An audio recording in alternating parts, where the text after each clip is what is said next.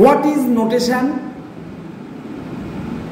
চিহ্নের সংজ্ঞা অর্থাৎ নোটেশনের সংজ্ঞা দেওয়া হয়েছে এই বলে যে চিহ্ন হলো বস্তু তথা বস্তুর সম্পর্কে অতি সহজে নির্দেশ করার সংকেত লিপি। যেমন 100, আমরা ওয়ার্ডে বা কথায় বলছি 100, 1000, 10,000 ইত্যাদি।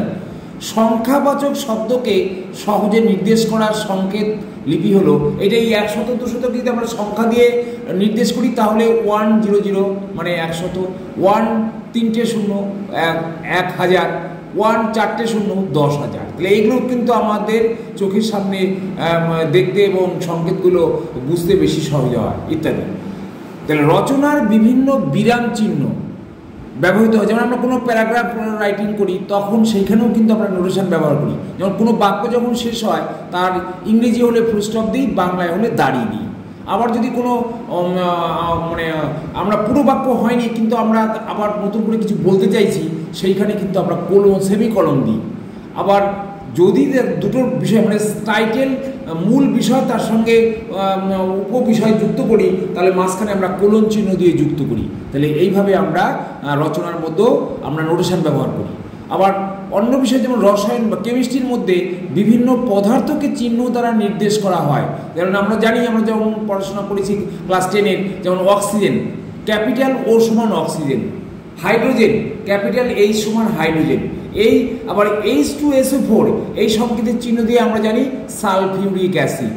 তাহলে কি হলো? চিহ্নের মূল ক্রিয়া অর্থাৎ চিহ্ন ব্যবস্থায় প্রকৃত সার্থকতা হলো বিস্তারিতকে সংক্ষিপ্ত করা যাতে কাজের সুবিধা হয় এবং সময় বাঁচে। তার মানে আমরা যেমন সালফিউরিক অ্যাসিড এইটার থেকে H2SO4টা খুব সাংকেতিক চিহ্ন এবং সহজে মনে রাখা যাবে। হ্যাঁ, তাহলে 300কে 15 দিয়ে ভাগ করলে কত হয়? এই কথাগুলি কত সংক্ষেপে ব্যক্ত হয়ে যায় যখন আমরা ম্যাথামেটিক্যালি দেখাই 300 ডিভাইডেড বাই 15 বা 15 ইকুয়াল টু কত? এরকম সোজা হয়ে গেল। কিন্তু আমরা উপরে যখন আমরা ওয়ার্ডে বলছি তো অনেকটা বড় করে বলতে হচ্ছে।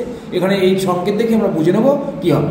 তেমনি রসায়নে H2O এই চিহ্নে শুধু জল বোঝায় না, বোঝায় এই বিস্তারিত কথা।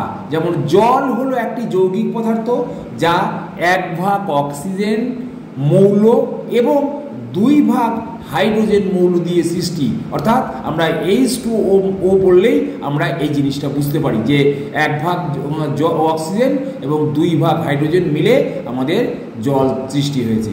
Thank you.